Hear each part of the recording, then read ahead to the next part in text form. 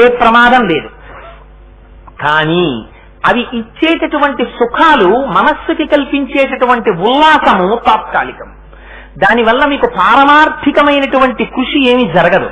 కానీ అమ్మవారి యొక్క స్వరూపం ఉందే, అది కేశాది పాదాది పర్యంతంలో మీ మనస్సు ఎక్కడ లగ్నం అవనివ్వండి, వెంటనే అజ్ఞానపు తిమిరములను పోగొట్టేస్తుంది.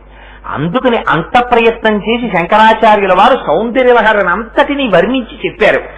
అసలు సౌందర్యం అంటే ఎక్కడ ఉంటుందో తెలుసా అండి? ప్రపంచములో సౌందర్యము ఎక్కడ ఉన్నది అని మీరు ప్రశ్న వేశారనుకోండి, సౌందర్యము ఉండేది కేవలము అమ్మతనములో మాత్రమే ఉంటుంది. ఇంకెక్కడ సౌందర్యం ఉండదు.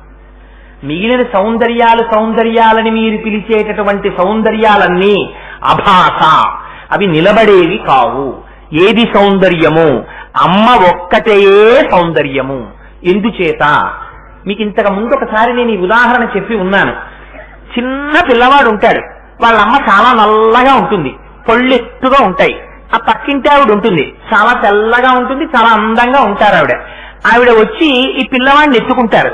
ఎత్తుకుని, మీ అమ్మకి పనుందిట్రా, మీ అమ్మని కాసేపు పని చేసుకొని మా ఇంట్లో ఉండు అని పిల్లవాడిని తీసుకెళ్తుంది. పిల్లవాడు అమ్మ కోసమని ఏడుస్తాడు. నాకు అమ్మ కావాలి, అమ్మ కావాలని ఏడుస్తాడు.